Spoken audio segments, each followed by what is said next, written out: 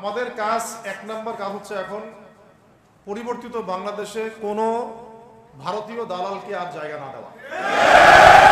একদম সাফ কথা। বরং প্রত্যেকটা ডিপার্টমেন্টে যেখানেই তারা লুকিয়ে আছে ঘাপটি মেরে, এই প্রত্যেকটা ভারতীয় দালালকে এখান থেকে বের করতে হবে। প্রথম কথা হচ্ছে আমরা আমাদের নতজানু মনোভাবটাকে আগে ত্যাগ করতে হবে, এক নম্বর। আর অতীতের জীবনের যে ভুল ত্রুটিগুলো দ্রুত সংশোধন করতে হবে। এখন আর আমাদের হাতে অনেক লম্বা সময় আছে এমন না বিষয়। কত কি যে দ্রুত হয়ে যাবে আপনি হয়তো ভাবতে পারবেন না। বিশ্বটা খুব দ্রুত চেঞ্জ হচ্ছে। এই অল্প সময়ের মধ্যে আফগানের ভাইরা দাঁড়ায় গেছে, অল্প সময়ের মধ্যে সিরিয়া দেখলেন যে পরিবর্তন হয়ে যাচ্ছে। কিন্তু বাংলাদেশে এখন সেই অবস্থাটা নাই। কিন্তু বাংলাদেশে তাবলীগের মেহনত, আমর বিল মারুফ নাহি আনিল মুনকারের মেহনত চলবে, মানে তাবলীগের মেহনত, দাওয়াতের মেহনতটা চলবে। যদি যদি কখনো বাংলাদেশে দেখা যায় যে দেশের শত্রুরা বা দিনের শত্রুরা বা উগ্রবাদীরা এই দেশের স্বাধীনতা সার্বভৌমত্বের উপর আক্রমণ করে, তখন কি আমাদের উপরে জিহাদ ফরজ হবে কিনা? এখন যদি তাই হয়, এখন আপনাদের কি মনে হয় এটার সম্ভাবনা আছে না নাই? এটুকু ইন্টেলেকচুয়াল অবস্থা তো আপনাদের আছে, এটার সম্ভাবনাও হতে পারে, আজ হোক কাল হোক, হতেই পারে। তখন আমার প্রিপারেশনটা কি হবে সেটা আমাকে এখন জানতে হবে। আমার প্রিপারেশনটা কি হওয়া উচিত? প্রথম প্রিপারেশন হওয়া উচিত আগের সমস্ত জিন্দগিতে যা করছি নিজেকে আল্লাহর দিকে ফিরাই নিয়ে আসে। এটা প্রথম কাজ। যে আল্লাহর দিকে ফিরে আসে নাই, তার সাথে না জিহাদের সম্পর্ক আছে না কিতালের কোনো সম্পর্ক আছে, সে তো আল্লাহর পথেই নাই। তো প্রিয় যুবক ভাইরা, আগে প্রথম কথা হচ্ছে আগে আপনি আল্লাহর দিকে ফিরে আসেন, এক নম্বর। দ্বিতীয় কথা হচ্ছে এরপরে আমাদের প্রয়োজন শারীরিক প্রস্তুতি। শারীরিক প্রস্তুতি যেমনটা বললাম যে কোনো অবস্থাতেই আলেম ওলামাদেরকে, দায়ীদেরকে, মুফতিদেরকে, মুহাদ্দিসদেরকে, মাদ্রাসার শিক্ষকদেরকে, খতিবদেরকে ভিতরে ঢুকতে দেওয়া যাবে না। কারণ আপনাদেরকে যদি ভিতরে নিয়ে যাওয়ার স্কোপ পায় তারা নতুন করে আবারও কেউ, তাহলে আর সুস্থ রাখবে না, ফিজিক্যালি আপনি ঠিক থাকতে পারবেন না। অতএব একটা সামাজিক প্রতিরোধ গড়ে তুলতে হবে সবসময়। মানে একটা এলাকার মধ্যে একজন আলেম আছেন, সেই আলেমকে এলাকা থেকে নিতে পারবে না, তবে এমন একটা মুভমেন্ট থাকতে হবে। প্রতিবাদ না করলে আপনি বান্দরবানে যান, বান্দরবানের পাহাড়ি এলাকায় গিয়ে কোন একটা পাহাড়ি লোককে উঠাই নিয়ে আসেন, দেখি কত বড় সাহস আছে। আর্মি পর্যন্ত পারে না। কে পারে না? সেনাবাহিনী পারে না। পারে? পাহাড়িরা ওইখানে ঐক্যবদ্ধ হয়ে যায়, ওদের মহিলারা ঝাড়ু নিয়ে সামনে চলে আসে। এই আমাদের বান্দরবানের কথা বলতেছে। ওখানে যে কুকিচিং একটা ফ্রন্ট গঠন করছে সশস্ত্র বিদ্রোহীরা, ওই অংশটুকুকে নিয়ে একটা মাস্টার প্ল্যান আছে ওদের। ওই অংশটুকুতে তারা একটা খ্রিস্টান রাজ্য বা আলাদা একটা পাহাড়িদেরকে নিয়ে একটা রাষ্ট্র প্রতিষ্ঠা করতে চায়। এটা ওদের স্বপ্ন আর কি। এই উদ্দেশ্যে তারা হাঁটতেছে এবং তারা অস্ট্রেলিয়ান ভাষায় কথা বলে। ওখানে তারা পতাকা বানাইছে, মানচিত্র বানাইছে। এমনকি লাস্ট টাইম আমরা ওখানে গিয়ে শুনলাম যে মুদ্রাও নাকি বানাচ্ছে। মুদ্রা বুঝতেছেন বিষয়টা কত ডিপ? আমাদের রাষ্ট্রে যে কত সমস্যা, আর জানি না যারা দায়িত্বে আছে তারা কি করতেছে, আসলে কোন দিকটা সামাল দিচ্ছে। অর্থনৈতিক দিকটা দেখবে না এই পাহাড়ি এলাকার সমস্যাগুলো মেটাবে, নাকি আমাদের মুসলিম উম্মার অভ্যন্তরীণ সমস্যাটা মেটাবে, না শহীদ ভাইদের খবর নিবে, না পঙ্গু ভাইরা যারা পড়ে আছে হাসপাতালে তাদের খবর নিবে? সিনেমা দেখতে বসে গেছে। কোন আক্কেলে সিনেমা দেখেন আপনি? সিনেমা দেখার সময় কোথায় আপনার? সিনেমা দেখার সময় কোথায়? এই যে যতগুলো ভাই শহীদ হয়েছে তাদের পরিবারের খোঁজখবর নেওয়া লাগবে না? এবং যতগুলো ভাই এখন হাসপাতালে কাতরাচ্ছে তাদের সঙ্গে হাজার হাজার হাজার হাজার ছাত্র ভাই, তাদের চিকিৎসা করানো লাগবে না? যত মানুষকে গুম করা হয়েছে তাদেরকে মুক্ত করা লাগবে না? তারাও তো জানে এটা অন্যায়, এবং যারা করে তারাও বলে এটা অন্যায়। জানেন, যারা করে তারাও বলে এটা অন্যায়। এবং আমাকেও বলেছিল যে আমি জিজ্ঞাসা করেছিলাম যে আমাকে যদি মানে প্রকাশ্য কোর্টে চালান করে দেওয়া হয় এবং জাতির সামনে বলা হয় যে আমাকে গুম করা হয়েছে, এবং এরপর যদি বলা হয় যে আমাকে গুম করার পরে কোনো রকমের নেগেটিভ কিছু পাওয়া যায় নাই তাই আমরা ছেড়ে দিয়েছি, এই কথাটা কি বলা যাবে কি যাবে না? তারা বলছে যে না, এটা বলা যাবে না, কারণ এই কাজটা তো মানবতা বিরোধী অপরাধ, এটা করলে তো বললে তো সবাই আবার বুঝে ফেলবে। তো এই হলো অবস্থা। ওখানে আমরা বুঝেছি যে বাংলাদেশের প্রশাসনে দুইটা ভাগ আছে। একটা ভাগ হচ্ছে মারাত্মক রকমের ইসলাম প্রিয় এবং দেশপ্রেমিক, মাশাআল্লাহ, আমরা তাদেরকে সেলুট জানাই, মাশাআল্লাহ। কিন্তু আপনারা ভুল জায়গায় শ্রম দিচ্ছেন, আপনারা ভুল জায়গায় মেধা, শ্রম এবং আপনাদের জীবন নষ্ট করতেছেন। আপনাদের থাকা দরকার ছিল ওলামায়ে কেরামদের সাথে, তাহলে আপনাদেরকে টক্কর দিয়ে কেউ সামনে যেতে পারতো না। আপনারা খালিদ বিন ওয়ালিদ হতে পারতেন আমাদের, আপনারা কিন্তু ওমর ইবনে খাত্তাব হতে পারতেন। ওইখানে ঢুকে আপনারা শুধুমাত্র দুনিয়ার স্বার্থে সব নষ্ট করতেছেন। আমাদেরকে বলা হচ্ছে হুজুর বদদোয়া করিয়েন না, হুজুর ছেড়ে দিচ্ছেন, আমাদেরকে বদদোয়া দিয়েন না আবার বের হয়ে। আমাদের চাকরিটা ডিউটি এটা। এক ভাই আমাকে কোরআন এনে দিয়েছিল, নির্জনতা, তো ওখানে নির্জনতার সঙ্গে হচ্ছে কোরআন, কোরআন এবং নামাজ। তো এক ভাই দেখেছে আমি একটু নির্জন, মন খারাপ বসে আছে, একটা কোরআন নিয়ে এসে দিয়েছে, হুজুর কোরআন পড়েন আপনি, মন ভালো হবে। আর একজন এসে কোরআন নিয়ে চলে গেছে। কোরআন পড়ে ওখানে যদি আপনি আবার উল্টাপাল্টা কিছু করেন, ওদের নিয়ম নাই কোরআন দেওয়া, কোরআন দেওয়ার কি নাই, নিয়ম নাই। তো এই হলো অবস্থা। কথা হচ্ছে যে এই ভাইদেরকে মুক্ত করাও তো তাদের কাজ ছিল। যে ওলামায়ে কেরামদের একজনের উপরে 3টা 4টা 5টা 10টা করে মামলা এখনো ঝুলতেছে, তাদেরকে মুক্ত করা উচিত ছিল না? আর এই পুরো জুলুমের পিছনে যত জালেম ইনভলভ ছিল তাদেরকে আইডেন্টিফাই করে ভিতরে ঢুকানো উচিত ছিল না? হয়েছে সবকিছু? এই জিনিসগুলোর মধ্যে অনেক গ্যাপস আছে। এগুলো যদি এভাবে চলতে থাকে তাহলে আগামীতে আমরা যারা ইসলামিক রাজনীতি করব বলে চিন্তা করতেছি বা ইসলামকে রাষ্ট্র ক্ষমতা নিতে চাই, আমরাও কিন্তু বেগ পাবো, ভালো রকমের বেগ পাইতে হবে। আর বিগত সময় আমরা অনেক ভুল করছি, যেমন এমন খারাপ করেন না এগুলো, আমরা ভুল করছি এই যে আমরা সেকুলারদেরকে অনেক বিশ্বাস করে ফেলছি, ওদের সাথে জোট করতে গেছি, ঠিক আছে, ওদেরকে আমরা ভাই বোন করার চেষ্টা করছি। আসলে এদের সাথে কাফেরদের সাথে কোনো পার্থক্য নেই। সেকুলারিজমে যারা আছে আর কুফার যারা, এদের মধ্যে কোনো পার্থক্য নেই। ওই কালিমা পড়া না পড়ার পার্থক্য, তো বাকি আপনার পিঠে ছুরি এরাও মারবো ওরাও মারবো। আর আমি ছোট মানুষ, ছোট জায়গা থেকে বলতে চাই যে আমাদের যে ওলামায়ে কেরামগণ মাঠে আছেন, যে রাজনৈতিক দলগুলো আপনারা মাঠে আছেন, এবার আপনারা কোনো রুটির টুকরার জন্য লড়বেন না, এবার পুরো রুটি নিয়ে লড়বেন। প্রত্যেক আসনে প্রার্থী দিবেন আপনারা, যেহেতু এর বাইরে সিস্টেম এখন অন্য সিস্টেমে যাওয়ার সুযোগ হচ্ছে না, তাহলে পুরো রুটিটার জন্য লড়তে হবে আপনাদের। আমাদের টার্গেট হচ্ছে এখন একটা ইসলামপন্থী সরকারকে রাষ্ট্র ক্ষমতায় নিয়ে যাওয়া, এটা আমাদের একটা প্রধান টার্গেট। আমাদের এজেন্ডা স্পষ্ট, কোনো গোপন এজেন্ডা নাই আমাদের, কি নাই, কোনো গোপন এজেন্ডা নেই। আমরা চাই বাংলাদেশে এখন একটা ইসলামপন্থী রাষ্ট্র ব্যবস্থা গড়ে উঠুক, ইসলামপন্থী সরকার শাসন ক্ষমতায় আসবে। এটার জন্য আপনাদের সবার ভূমিকা আছে। কেউ কথা দিয়ে ভূমিকা রাখবেন, কেউ লিখবেন, কেউ বলবেন, কেউ যেভাবে হোক আপনাকে ভূমিকা তো রাখতেই হবে। কারো বসে থাকার সুযোগ নেই। এখন এই রাষ্ট্রটাকে ইসলামিক রাষ্ট্র হিসেবে গড়ার দায়িত্ব এখন সবার কাঁধে আসছে।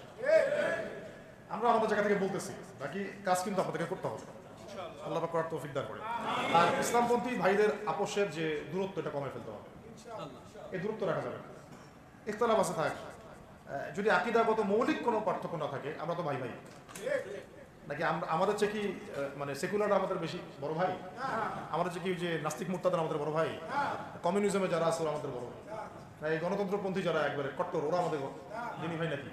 আমাদের তো ভাই, সোজা কথা হচ্ছে ইন্নামাল মুমিনুনা ইখওয়া, ইন্নামাল মুমিনুনা, মুমিন যারা মুমিন ভাই, মুমিনে কি ভাই, খালাস। আল মুসলিম ওয়া আখুল মুসলিম, মুসলিমের ভাই কি মুসলিম, খালাস, এইটুক। মুসলিম আমার ভাই, মুসলিম আমার ভাই। এখন যারা এদেশের রাষ্ট্র ক্ষমতা ইসলামকে চায় না, তারা আমাদের ভাই না। সে যে কোনো নামে আসুক, এক্স ওয়াই জেড, দেখার দরকার, এক্স নামে আসুক, ওয়াই নামে আসুক, জেড নামে আসুক, যারা রাষ্ট্র ব্যবস্থা ইসলামকে চায় না, তারা আমার ভাই। এবং রাষ্ট্র ব্যবস্থা ইসলাম চায় যে ভাইরা আমাদের, ওই ভাইদেরকে একসাথে থাকতে হবে। আল্লাহর কসম করে বলতেছি, ইনশাআল্লাহ যদি এই ভাইরা আমরা একসাথে থাকতে পারি, এর সাথে আমরা দায়ীরা, তালেবে ইলমরা এবং আপনারা তো যুব সমাজ আছেন, আমাদেরকে টক্কর দিয়ে বাংলাদেশের রাষ্ট্র ক্ষমতায় কেউ যাইতে পারবে না, ইনশাআল্লাহ। সবাইকে ভূমিকা রাখতে হবে।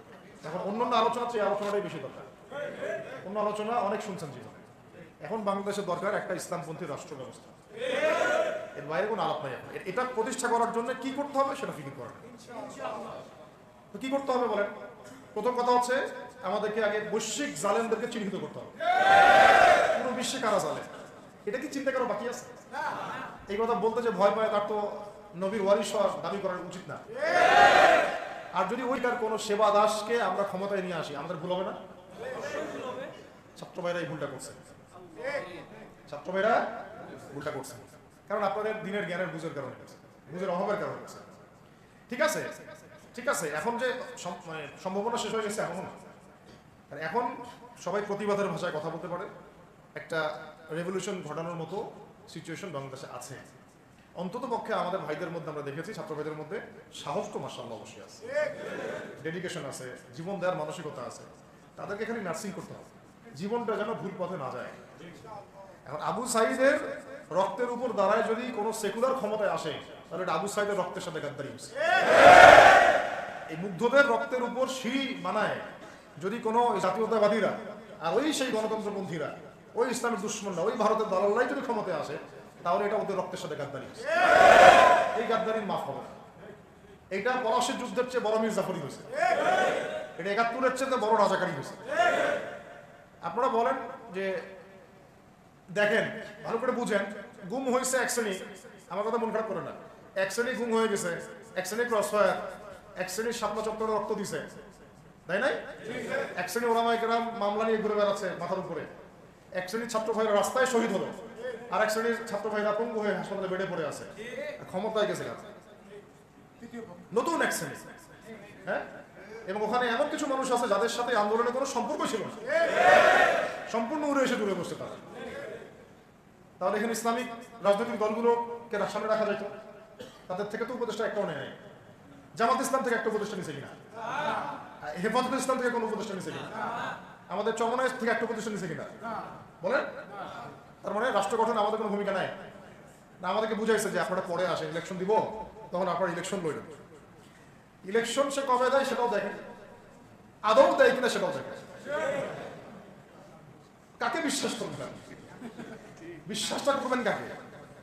যখন মোস্তফা সরোয়ার ফারুকের মতো একজন উপদেষ্টা হচ্ছে, বিশ্বাসটা আপনি করবেন?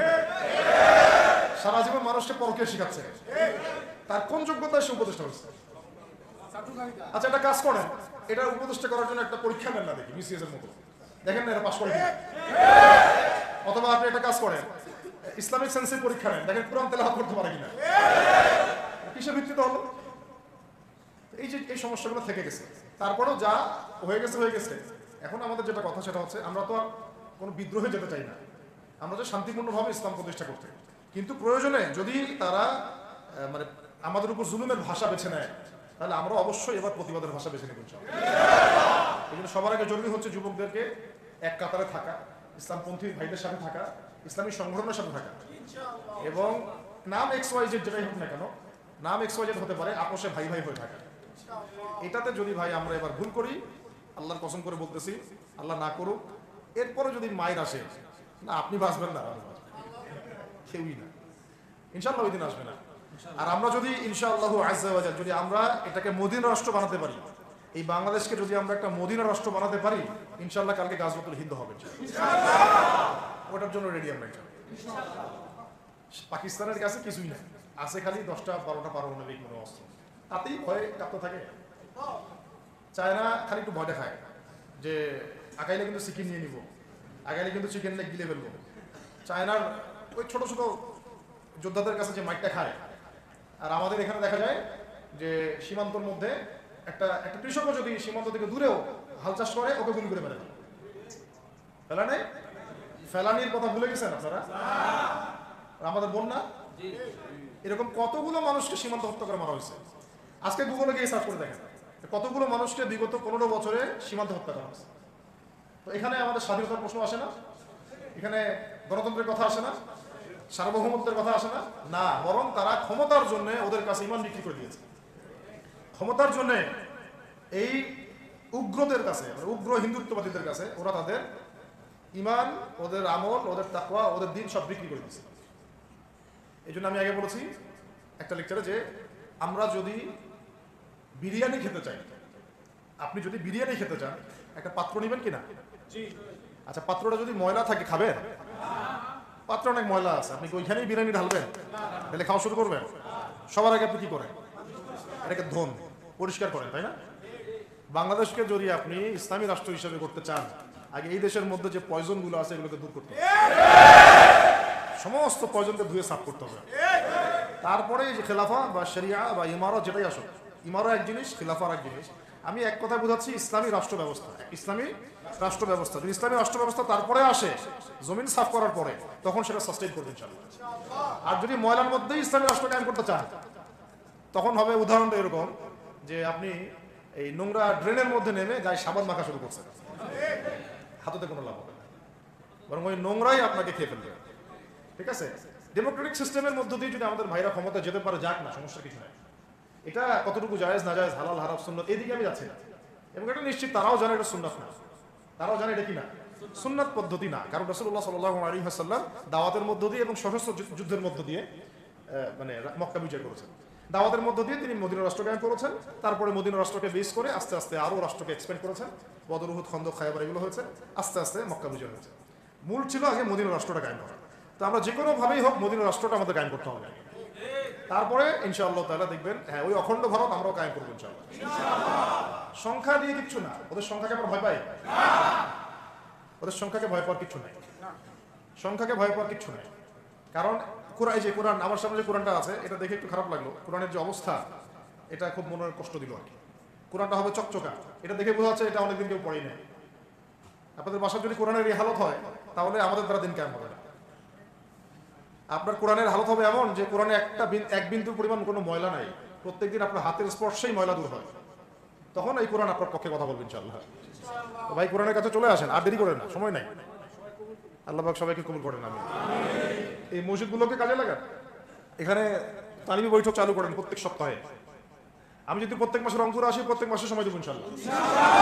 আপনারা এখানে ইমাম ঠিক করেন, খতিব ঠিক করেন এবং ওই যে টিচার ঠিক করেন, করে আপনারা কোরআন শিক্ষার ব্যাচ চালু করেন, কোরআনের তাফসীরের ক্লাস চালু করেন, তারপরে তুলনামূলক আরবি ভাষা শিখেন, মানে এগুলো শিখে নেন তাড়াতাড়ি। সময় নাই এগুলো, আমাদের হাতে সময় কম। এগুলো আজকে থেকে 10 বছর আগেই শেখা উচিত ছিল, তাই না? কিন্তু আমাদের এই সেকুলার শিক্ষা ব্যবস্থা আপনার জীবন থেকে 20 বছর কেড়ে নিছে। 20 বছর পড়াশোনা করার পরে আমি চ্যালেঞ্জ করতেছি যে লাখ লাখ টিচারকেও যদি আপনি কোরআন তেলাওয়াত ধরেন সহি বলতে পারেন, অথচ তারা জাতির শিক্ষক হয়ে বসে আছে। তো সেকুলার শিক্ষা ব্যবস্থাটা আমাদের জীবন থেকে পুরা ইসলামের হকটাকে নষ্ট করে ফেলছে। আপনার অধিকার ছিল যে আপনি একজন স্কুলের স্টুডেন্ট, আপনি কোরআন পড়তে পারবেন। আপনি একজন কলেজের স্টুডেন্ট, আপনি কোরআনের তাফসীর করতে পারবেন। আপনি একজন ইউনিভার্সিটি পাস করেছেন, আপনি হাদিসও পড়তে পারবেন, এবারও তো দিতে পারবেন, এরাও দিতে পারবেন। এটা আপনার হক ছিল, কিন্তু এই হকটা নষ্ট করছে কারা? এই সেকুলার শিক্ষা ব্যবস্থা নষ্ট করে ফেলছে। এখন তো কিছু করার নাই। তো এটাতে আমাদের দোষ কি? আমাদের দোষ হচ্ছে আমরাই তো তাদেরকে ভোট্টর দিয়ে উপরে উঠেছিলাম। আমাদের বাবারা উঠেছে, আমাদের বাবার উঠেছে, তার বাবার উঠেছে। আমরা তো ওই সময় ইনসাফ করি নাই, ফলে আমাদেরকে ভোগ করতে হয়েছে। আপনি এই প্রসঙ্গে দুটো কথা বলেই ফেলেন, আমি মানে হকাদায় হয় না। একটা মুসলিম ঘরের ছেলে, তার অধিকার নাই প্রাইমারি স্কুলে গিয়ে সে কোরআন শিখবে? আচ্ছা, আমাদের মৌলিক অধিকার কি? খাদ্য, বস্ত্র, বাসস্থান, শিক্ষা, চিকিৎসা, 5টা বলি না? তো কোরআন আমার মৌলিক অধিকার না? মুসলিম পরিবারের সন্তান আমি, কোরআন আমার মৌলিক অধিকার না? তারপর প্রাইমারি স্কুল আপনাকে শিখায় নাই, হাই স্কুল আপনাকে শিখায় নাই, এমনকি কারমাইকেল শিখাইছে আপনাকে, বেগম রোকেয়া বিশ্ববিদ্যালয় শিখাইছে, এরাও শিখায় নাই। এমনকি বিসিএস ক্যাডার হচ্ছেন কোরআন ছাড়াই, ডক্টর হচ্ছেন কোরআন ছাড়াই, ইঞ্জিনিয়ার হচ্ছেন কোরআন ছাড়াই, এমনকি শিক্ষা কমিশন গঠন হচ্ছে, ওই কমিশন লোকদেরও কোরআনের জ্ঞান নাই। টকশোতে এসে আবার ঠিকই পটর করে, কোরআনে পড়তেও পারে না, টকশোতে এসে পটর করে। এই তো বিগত 10 বছর তো টকশোর বছর ছিল, খালি টকশো, দেখেন নাই? আলোচনা একটা ন্যারেটিভ তৈরি করা হচ্ছিল, ইসলাম নিয়ে যারাই কথা বলবে এরাই জঙ্গি, এরাই মৌলবাদী, এরাই সন্ত্রাসী। হ্যাঁ, তো কিভাবে মানুষের ব্রেইন ওয়াশ করা হয়েছে। আমি আসলে অবাক হয়ে গেছি এই ঘটনাতে, জুলাইয়ের ঘটনায়, যে যুব সমাজকে ধ্বংস করার জন্য তারা 20 বছর ঢেলে দিচ্ছে, ওই যুব সমাজই তাদেরকে পিটাই বের করছে। আল্লাহ পাকের কি পরিকল্পনা! আপনাদেরকে ধ্বংস করার জন্য 20 বছর ধরে তারা সিলেবাস কারিকুলাম করছে। আপনাদেরকে শরৎচন্দ্র পড়াইছে, বঙ্কিমচন্দ্র পড়াইছে, হুমায়ুন আহমেদ পড়াইছে, হুমায়ুন আজাদ পড়াইছে, হ্যাঁ শেক্সপিয়ার পড়াইছে, আর কত কি পড়াইছে। কোরআন পড়তে দেয় নাই, নামাজের স্বাধীনতা দেয় নাই, পর্দার স্বাধীনতা দেয় নাই। আমাদের বোন পর্দা করে পরীক্ষা দিতে গেছে, নিকাব খুলে ফেলা হয়েছে, কি করে নাই। কিন্তু ওই ছাত্র জনতার হাতেই পিটানি খেয়ে গেছে। আল্লাহ পাকের দেখছেন কি একটা মিরাকেল, আল্লাহ পাকের কি মানে কুদরত, কারিশমা। ঠিক কিরকম হয়েছে জানেন? ঘটনাটা হয়েছে এরকম যে ফেরাউনের ঘরেই মুসা আলাইহিস সালামকে আল্লাহ পাক বড় করছে। মাশাআল্লাহ। তো আপনাদেরকে ধ্বংস করার জন্যই কিন্তু এই পলিসিগুলো অ্যাপ্লাই করা হয়েছে। এখন যে আল্লাহ পাকের রহমতে আপনারা বিপদে যান নাই, আলহামদুলিল্লাহ। এখন যেটা আল্লাহ পাক বোঝার তৌফিক দিচ্ছেন, দেখেন আপনারা কোরআন শিখতে পারতেন, এখানে পারেন নাই। শিক্ষা কমিশনের মধ্যে কোরআন নাই। শুধু তাই না, দেখেন 360 জন এমপি মন্ত্রীকে আপনি বসায় দেন, 360 জন এমপি মন্ত্রীকে বসায় তাদের সবাইকে শুধু কিচ্ছু না, আমি বলবো খালি সূরা ফাতিহা তিলাওয়াত করতে পারলে শুধু মমতাজ পড়তে পারে নাকি? কারণ তার তো বুখারী মুসলিম সিয়াসিটা পড়া আছে, ওটা পড়া ছিল, এটা পড়া ছিল, তো হয়তো সে পড়তে পারে, পারলে তো ভালো, খারাপ কিছু না, ঠিক আছে? তো বাকি কেউ কিন্তু পারে। প্রিয় ভাইরা, কথা অনেক হয়ে গেছে। মূল কথা হচ্ছে যে আমাদেরকে এখন একটা নতুন উদ্দেশ্য নিয়ে, টার্গেট নিয়ে, একটা মিশন নিয়ে আগামীকাল থেকে পথ চলতে হবে ইনশাআল্লাহ। প্রথম গন্তব্যটা কি? আমরা বাংলাদেশকে একটা মদিনা রাষ্ট্র কায়েম করতে চাই। সেটা যদি করতেই হয় তাহলে আমাকে কার আদলে করতে হবে, কার সুন্নতে করতে হবে? নবী মুহাম্মদ সাল্লাল্লাহু আলাইহি ওয়াসাল্লামের তরিকায়। এবং তার তরিকার প্রথম কাজটাই হচ্ছে আগে ইলম শিখতে হবে। কি শিখতে হবে? এই মসজিদগুলোকে কাজে লাগান, মাদ্রাসাগুলোকে কাজে লাগান। এবং 2 নম্বর হচ্ছে এলেম একা একা শেখা যাবে না। ইলম একা একা শেখা যাবে না। 20 বছর তো আপনি একা পড়াশোনা করেন নাই, প্রতিষ্ঠান ছিল, ওস্তাদ ছিল, তাই না, টিচার ছিল, আপনার একাডেমিক কারিকুলাম ছিল, ঠিক ওইরকমই দিনের ইলমও একা একা শেখা যাবে না, ওস্তাদ লাগবে। এবং আলহামদুলিল্লাহ আমাদের বাংলাদেশে ওস্তাদের অভাব নাই, আলহামদুলিল্লাহ। প্রত্যেক জেলায় জেলায় উপজেলায় সব জায়গাতেই মুহাক্কিক বরেণ্য আলেমগণ আছেন, আলহামদুলিল্লাহ। আর আপনি খুঁজে বের করবেন কে মুহাক্কিক আলেম। আমি কিছু মানে তাদের বৈশিষ্ট্য বলতে পারি যে তারা নিজেকে জাহির করেন না, বিনয়ী হন, অহংকারী হন না, তারা এত বেশি আইওয়াজ শোডাউন এত পছন্দ করেন না, নিজেকে আড়াল করার চেষ্টা করেন, হক কথা বলতে তারা ভয় করেন না, এবং তারা অনেক গভীর জ্ঞান অধিকারী হওয়া সত্ত্বেও অনেক বেশি বিনয়ী হন না। এগুলো দেখে আপনি চিনবেন, ঠিক আছে? আমাদের সালাফরা তো বলতেন যে মুহাক্কিক মানুষকে পাবেন 2 জায়গায়, এক হচ্ছে মাটির তলে, আরেকটা হচ্ছে জেলখানায়, ঠিক আছে? তো যাই হোক, এখন অনেক বরেণ্য উলামায়ে কেরাম আমাদের সমাজে আছেন, তাদের যে কারোর সাথে অন্তত একজনের সাথে নিসবত রাখেন, অন্তত একজনের সাথে নিসবত রাখেন, ঠিক আছে? তো এটা আমাদের সৌভাগ্য, আলহামদুলিল্লাহ, যে বাংলাদেশে বহু মাদ্রাসা, বহু কওমি মাদ্রাসা, আলিয়া মাদ্রাসা, অনেক পুরানো মাদ্রাসা আছে। কিছু সংকীর্ণতা বা কিছু সমস্যা আমাদের মধ্যে থাকতে পারে, এটা যে কোনো জায়গায় থাকতে পারে, কিন্তু আলহামদুলিল্লাহ এই খেদমতটুকু আছে বলেই এখন পর্যন্ত দ্বীন ইসলামকে তারা মিটাইতে পারে না, আলহামদুলিল্লাহ। তো ইলম শিখবো 1 নম্বর। 2 নম্বর হচ্ছে ইলম মুহাক্কিক কোন আলেমের সোহবতে শিখবো, একা একা শিখবো না। 3 নম্বর হচ্ছে যা শিখবো আমলে নিয়ে আসতে হবে।